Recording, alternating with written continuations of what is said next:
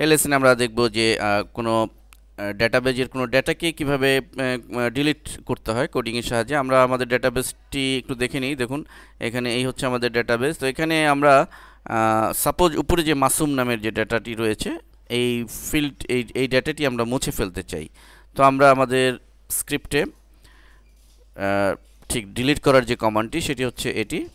আমাদের MySQL select DB এটি তো দিতেই হবে। এখানে মূলত মাইএসকিউএল কোয়ারিতে আমাদের এখানে মেনশন করতে হবে ডিলিট ফ্রম, যে টেবিলের নাম এখানে টয় যেহেতু, তো এবং নেম নেমের ঘরে আমরা এখানে যে নামটি ডিলিট করতে চাই, সাপোজ মাসুম আমি বলেছিলাম মাসুম নামটি ডিলিট করতে চাই।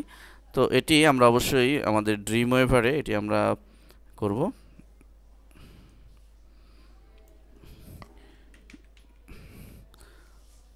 মাসুম দিয়ে আমরা সেভ দিব।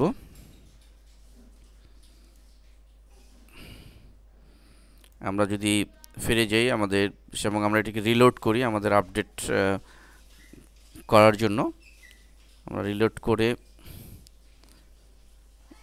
এবং আমরা পুনরায় আমাদের ডাটাবেজে মেইলিং নামের ডাটাবেজ এটিতে ক্লিক করছি এবং টেবিলের নাম টয়, আমরা টয়তে ক্লিক করছি, ব্রাউজে ক্লিক করছি।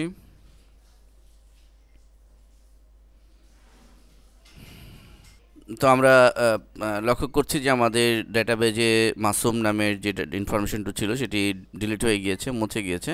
অবশ্য আমাদের তার আগে এই যে লোকাল হোস্ট ফরিদ এখানে আমাদের ফাইলটি এক্সিকিউট করতে হবে। এই জন্য মাইএসকিউএল ডিলিট যে বাটন লিঙ্কটি ছিল সেখানে আমাদের প্রথমেই এটি করে নিতে হবে, মাইএসকিউএল ডিলিট এটিতে ক্লিক করে নিতে হবে। এরপরে আমাদের ডেটাবেজে যেতে পারবো। তো এভাবে আমরা আমাদের কোনো ডাটা ডিলিট করার প্রয়োজন হলে শুধু সেই নামটি আমাদের এখানে মেনশন করে দিলেই সেই ডাটাটি ডিলিট হয়ে যাবে।